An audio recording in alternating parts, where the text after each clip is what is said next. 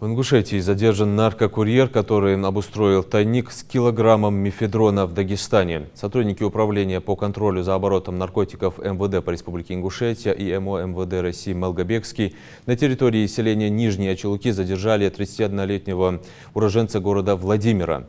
В ходе допроса подозреваемого в наркопреступлении оперативники установили, что до задержания мужчина оборудовал в Махачкале схрон с синтетикой. Ингушские полицейские выехали в Дагестан и обнаружили тайник с запрещенным веществом на улице Монтажной в столице региона. Откуда приехал? С Центральной России.